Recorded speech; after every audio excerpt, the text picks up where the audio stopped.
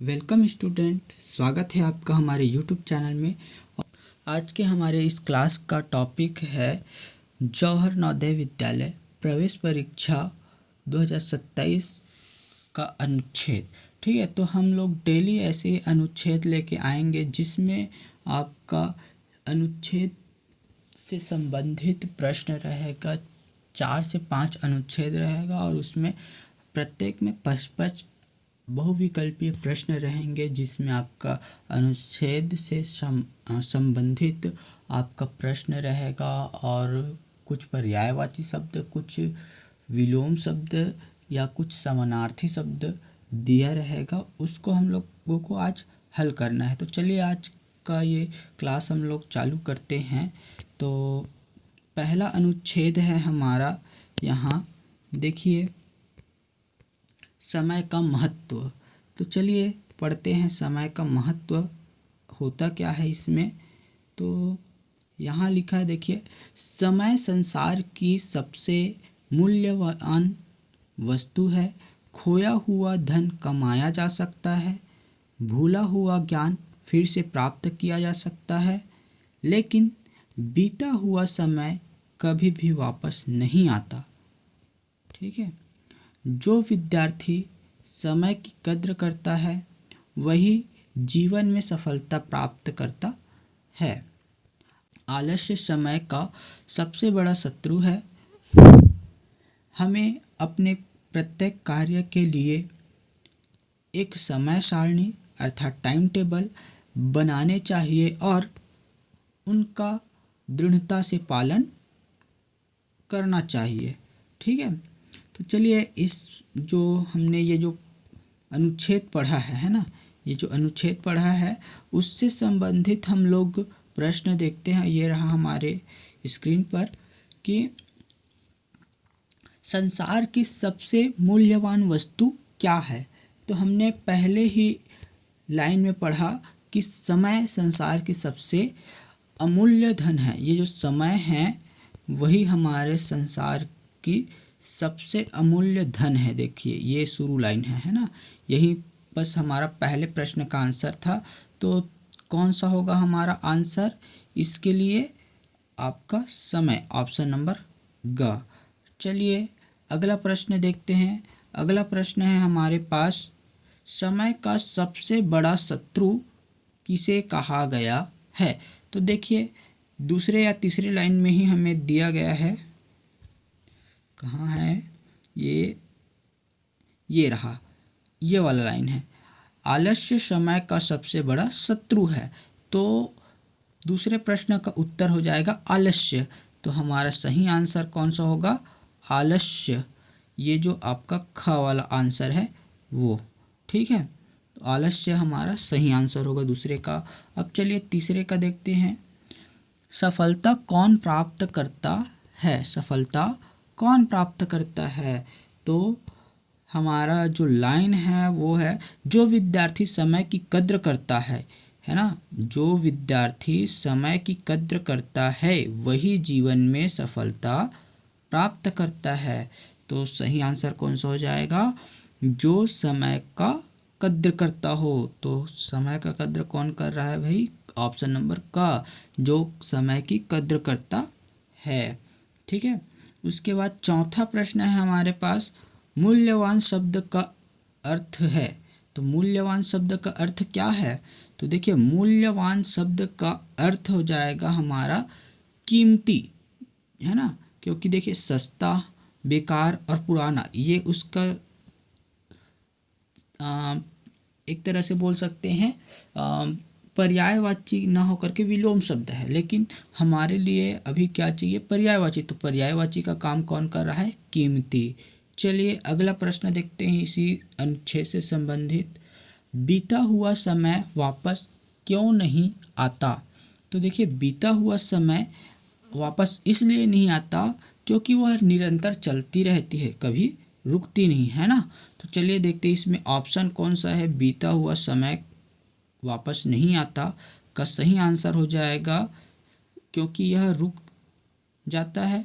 नहीं, क्योंकि यह रुक नहीं, समय कभी नहीं रुकता क्योंकि यह निरंतर चलता रहता है। राइट, ऑप्शन नंबर ख सही होगा, क्योंकि यह निरंतर चलती रहती है। ठीक है, बाकी सब ऑप्शन देखने की ज़रूरत नहीं है। चलिए अब आगे पढ़ते हैं अपना अनुच्छेद दूसरा। इसमें है वृक्षों का लाभ। वृक्ष से हमें क्या लाभ होगा उसके बारे में पढ़ना है। तो देखिए पहला अनुच्छेद है, पहली लाइन, वृक्ष हमारे सच्चे मित्र हैं। वे हमें न केवल फल और छाया देते हैं बल्कि हवा को भी शुद्ध करते हैं।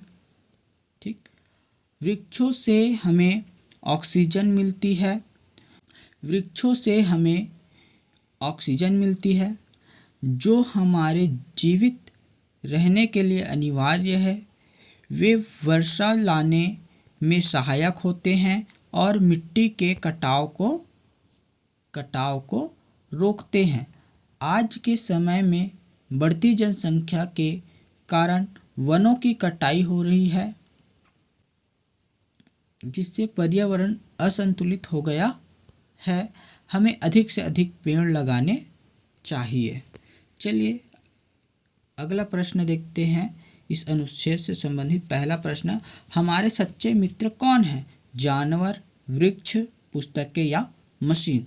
तो हमारा पहला ही लाइन था, वृक्ष हमारे सच्चे मित्र हैं। ये वाला लाइन देखिए, जो कि हमारा पहला ही लाइन था कि वृक्ष जो है वो हमारे कैसा है, एक सच्चे मित्र की तरह होते हैं ये। चलिए ठीक, तो हमारा सही आंसर कौन सा हो जाएगा आपका? ऑप्शन नंबर ख। चलिए अगला देखते हैं दूसरा प्रश्न, वृक्षों से हमें कौन सी गैस मिलती है? नाइट्रोजन गैस, कार्बन डाइऑक्साइड या ऑक्सीजन या हाइड्रोजन?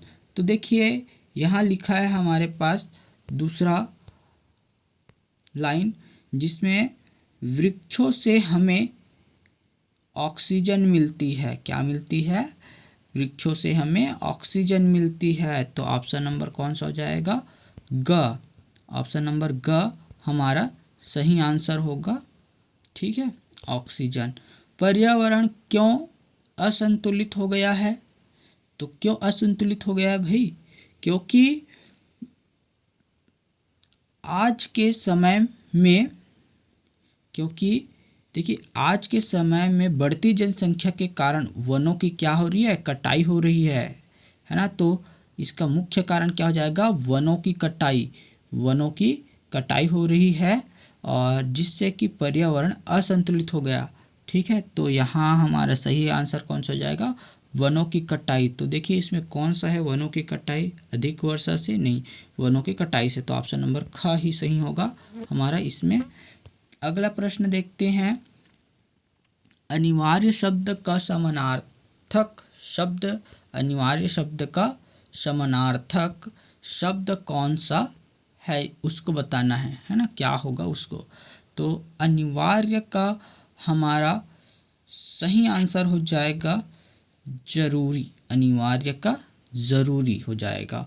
ठीक है, आसान नहीं होगा, कठिन ये भी नहीं होगा, वैकल्पिक ये भी नहीं होगा। तो आपका सही आंसर हो जाएगा क वाला, ज़रूरी। ठीक है, चलिए अगला प्रश्न देखिए, वृक्ष वर्षा लाने में कैसे होते हैं? बाधक होते हैं? नहीं। सहायक होते हैं? हाँ। शत्रु होते हैं? गलत। या उदासीन होते हैं? ये भी गलत। तो ऑप्शन नंबर कौन सा है? ख सही होगा। ठीक है, चलिए अगला प्रश्न देखते हैं, अनुशासन हमारा अनुच्छेद अगला है, जो कि अनुशासन से संबंधित है। इसमें बोला गया है, अनुशासन का अर्थ है नियमों का पालन करना। विद्यार्थी जीवन में अनुशासन का बहुत महत्व है। अनुशासित विद्यार्थी न केवल पढ़ाई में अच्छा होता है बल्कि खेलकूद और अन्य गतिविधियों में भी आगे रहता है। प्रकृति भी हमें अनुशासन सिखाती है। सूर्य समय पर उगता है और समय पर अस्त होता है। बिना अनुशासन के समाज में अव्यवस्था फैल जाती है। ठीक है, ये था हमारा अनुच्छेद। अनुशासन का अर्थ है नियमों का पालन करना, है ना। ये जो पूरा अनुच्छेद हमने पढ़ा वो, तो चलिए उससे संबंधित हमारे पास ये प्रश्न है कि क्या बोल रहा है प्रश्न पहला, अनुशासन का अर्थ है, अनुशासन का क्या होता है अर्थ, तो हमने पहले ही लाइन में पढ़ा है। देखिए, अनुशासन का अर्थ है नियमों का पालन करना। क्या करना? अनुशासन का अर्थ है नियमों का पालन करना। तो हमारा सही आंसर कौन सा हो जाएगा? देखिए इसमें कौन सा है, क है बातें करना, गलत। ख है नियमों का पालन करना, तो ऑप्शन नंबर ख ही सही हो जाएगा। देखिए, शोर करना भी गलत हो जाएगा और घूमना भी गलत हो जाएगा। शोर मचाना या घूमना, ये दोनों चीज़ें गलत हो जाएगा। चलिए अब अगला प्रश्न देखते हैं हमारा इसी से रिलेटेड। इसमें बोला है अनुशासन का महत्व, अनुशासन का महत्व जीवन में सबसे अधिक है। किसके लिए सबसे अधिक है? तो देखिए यहाँ हमारा सेकेंड लाइन ही बता रहा है, विद्यार्थी जीवन में अनुशासन का बहुत महत्व है। विद्यार्थी जीवन में अनुशासन का बहुत महत्व है, यही आंसर हमारा सही होगा। तो देखिए इसमें कौन सा ऑप्शन है? पहला ही ऑप्शन है क, विद्यार्थी जीवन में। ठीक है, चलिए आगे देखते हैं अगला प्रश्न, हमें अनुशासन कौन सिखाता है? तो देखिए अनुशासन हमें प्रकृति भी हमें क्या करती है? अनुशासन सिखाती है। ठीक, यही लाइन हमारे पास यहाँ दिया है। देखिए यहाँ प्रकृति भी हमें अनुशासन सिखाती है, तो हमारा सही आंसर कौन सा हो जाएगा? प्रकृति, ऑप्शन नंबर ग। ठीक है, क्योंकि प्रकृति के अंतर्गत हमारे शिक्षक भी आते हैं, माता पिता भी आता है ना, आते हैं। तो ये सारी चीज़ें हमारी क्या है? प्रकृति के अंतर्गत ही आएगा। चलिए अगला प्रश्न देखते हैं। इसमें अगला प्रश्न है, अव्यवस्था का विलोम शब्द क्या होगा? अव्यवस्था का विलोम शब्द क्या होगा भाई? देखते हैं। अव्यवस्था का विलोम शब्द, इसमें क दिया है व्यवस्था, ख दिया है शासन, ग दिया है कुव्यवस्था या घ शांति। तो इसमें से घ नहीं होगा, ग नहीं होगा, स भी नहीं होगा, आपका क होगा। अव्यवस्था का आंसर व्यवस्था हो जाएगा। ठीक है, उसके बाद देखिए अगला प्रश्न हमारे पास है, सूर्य का समय पर उगना किसका उदाहरण है? तो किसका उदाहरण है सूर्य का समय पर उगना? अनुशासन का। किसका? अनुशासन का। हम जो अनुच्छेद पढ़ रहे हैं वो अनुशासन पर आधारित है, तो हमारा कौन सा होगा आंसर? आंसर ख हो जाएगा कि अनुशासन का। ठीक है, व्यायाम और स्वास्थ्य के अंतर्गत इसमें क्या है, चलिए पढ़ते हैं। स्वस्थ शरीर में ही स्वस्थ मस्तिष्क का निवास होता है। शरीर को स्वस्थ रखने के लिए व्यायाम और संतुलित भोजन अत्यंत आवश्यक है। व्यायाम करने से शरीर गठीला और फुर्तीला बनता है। जो लोग प्रतिदिन व्यायाम करते हैं वे बीमारियों से दूर रहते हैं। योग भी व्यायाम का एक उत्तम रूप है जो मानसिक शांति प्रदान करता है, जो मानसिक शांति प्रदान करता है। ठीक है, चलिए एक बार और देख लो। अपना पहला प्रश्न है, जिनको और देखना है देख सकते हो कैसे कैसे हमारा ये जो अनुच्छेद है वो दिया है। ठीक है, तो चलिए हम लोग प्रश्न चालू करते हैं। इसका पहला प्रश्न है, स्वस्थ मस्तिष्क कहाँ रहता है? घर में रहता है, स्वस्थ शरीर में रहता है, अस्पताल में रहता है या स्कूल में? तो हमारा पहला ही लाइन था जिसमें दिया था स्वस्थ मस्तिष्क स्वस्थ शरीर में ही रहता है। ठीक है, तो ऑप्शन नंबर ख सही हो जाएगा। उसके बाद है दूसरा प्रश्न, व्यायाम करने से शरीर कैसा बनता है? व्यायाम करने से शरीर कैसा बनता है? तो क, ऑप्शन नंबर क है आलसी, ऑप्शन नंबर ख कमज़ोर, ऑप्शन नंबर ग फुर्तीला और ऑप्शन नंबर घ बीमार। ठीक है। तो देखिए इसमें सब सारी चीज़ें नेगेटिव है। कौन कौन सा? ऑप्शन नंबर का आलसी गलत हो जाएगा, बीमार गलत हो जाएगा और कमज़ोर भी गलत हो जाएगा। ऑप्शन नंबर ग सही होगा, फुर्तीला। ऑप्शन नंबर ग सही होगा, फुर्तीला। तो हमारा ग वाला ऑप्शन सही है, ये वाला। ठीक है, चलिए आ जाइए अब अगला प्रश्न देखते हैं। बीमारियों से दूर रहने के लिए क्या ज़रूरी है? तो बीमारियों से दूर रहने के लिए हमें क्या करना चाहिए? प्रतिदिन व्यायाम करना चाहिए। तो यही हमारा सही आंसर हो जाएगा। कहाँ है भाई? ऑप्शन नंबर ख सही है, प्रतिदिन व्यायाम करना चाहिए। जंक फूड खाना चाहिए, गलत हो जाएगा। दवाई लेनी चाहिए, ये भी गलत हो जाएगा। केवल सोना, ये भी गलत हो जाएगा। चलिए अगला प्रश्न देखते हैं। उत्तम शब्द का विलोम क्या है? उत्तम शब्द का विलोम क्या है भाई? चलिए देखते हैं। इसमें विलोम बोला है ना। उत्तम का पर्यायवाची तो अच्छा हो जाएगा, गलत है ये भी। उत्तम का पर्यायवाची बढ़िया होता है, ये भी गलत है। उत्तम का पर्यायवाची श्रेष्ठ होता है, ये भी गलत हो जाएगा, है ना। मतलब ये तीनों शब्द क्या है? आपका पर्यायवाची के अंतर्गत आएगा। लेकिन अधम जो है वो आपका विलोम शब्द होगा। तो ऑप्शन नंबर ग ही सही होगा, क्योंकि हमको विलोम पूछा है। अगर पर्यायवाची पूछता है या समानार्थी पूछता तो हम लोग इन तीनों में से जो ऑप्शन दिया रहता है ना, 3 में से एक दिया रहेगा, उसी को हम लोग चुनते। ठीक है, तो ये आपका सही आंसर कौन सा हो जाएगा? ग, कि विलोम क्या हो जाएगा? उत्तम का विलोम अधम होता है। उत्तम का विलोम अधम, ठीक है, अधम होता है। चलिए अगला प्रश्न देखते हैं। इसमें योग से क्या मिलता है? योग से धन मिलता है, गलत। योग से मानसिक शांति मिलती है, बिल्कुल सही। योग से भोजन मिलता है, गलत हो जाएगा। और थकान, ये भी गलत हो जाएगा। तो ऑप्शन नंबर ख ही सही है आपका, मानसिक शांति मिलती है। ठीक, चलिए आते हैं। हमारा आज का ये लास्ट अनुच्छेद है और इसका PDF मैं आपको टेलीग्राम चैनल पर दे दूंगा। तो वीडियो के डिस्क्रिप्शन में जाकर देख लीजिए। मेरे टेलीग्राम चैनल का लिंक यहाँ दिया गया है, वहीं पर आप लोग जाकर इसे ज्वाइन कर सकते हैं, जहाँ मैं आपको फ्री में PDF दूंगा और वहाँ सारी मटेरियल जो है, स्टडी मटेरियल्स आपको प्रोवाइड किया जाएगा।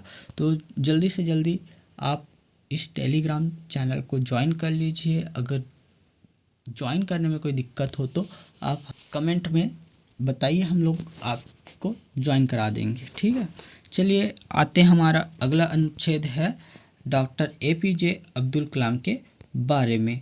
तो चलिए यहाँ पढ़ते हैं हमारा अनुच्छेद। डॉक्टर APJ अब्दुल कलाम को मिसाइल मैन के नाम से जाना जाता है। वे भारत के 11वें राष्ट्रपति थे। उनका जन्म तमिलनाडु के रामेश्वर में हुआ था। वे बच्चों से बहुत प्यार करते थे और उनका जीवन सादगी और उच्च विचारों का संगम था। कलाम जी का मानना था कि सपने वे नहीं होते जो हमें सोते समय दिखते हैं। सही है, देखिए उन्होंने क्या कहा था कि सपने वे नहीं होते जो हम सोते समय देखते हैं, बल्कि सपने वे होते हैं जो हमें सोने नहीं देते। यही हमारा अब्दुल कलाम जी का कथन है, कहना है। चलिए इसका पहला प्रश्न पढ़ते हैं। हमारे पास है, डॉक्टर कलाम को किस नाम से पुकारा जाता है? तो हमने अभी अभी पढ़ा कि डॉक्टर कलाम को मिसाइल मैन के नाम से पुकारा जाता है। तो मिसाइल मैन कौन सा ऑप्शन है? ऑप्शन नंबर ख, मिसाइल मैन। चलिए अगला देखते हैं। अगला प्रश्न, डॉक्टर कलाम भारत के कौन से राष्ट्रपति थे? तो क है ऑप्शन का, इसमें पहले राष्ट्रपति। तो ऑप्शन का पहले राष्ट्रपति दिया है, गलत हो जाएगा, है ना, ये भी गलत है। इसके बाद 5वें नंबर के, ये भी गलत है। 11वें नंबर का, जी हाँ 11वें नंबर का, ऑप्शन नंबर ग सही हो जाएगा, 11वें नंबर के। ठीक है, तो हमारे जो राष्ट्रपति थे वो कितने नंबर के थे? 11वें नंबर के राष्ट्रपति थे भाई। चलिए अगला प्रश्न, उनका जन्म कहाँ हुआ था?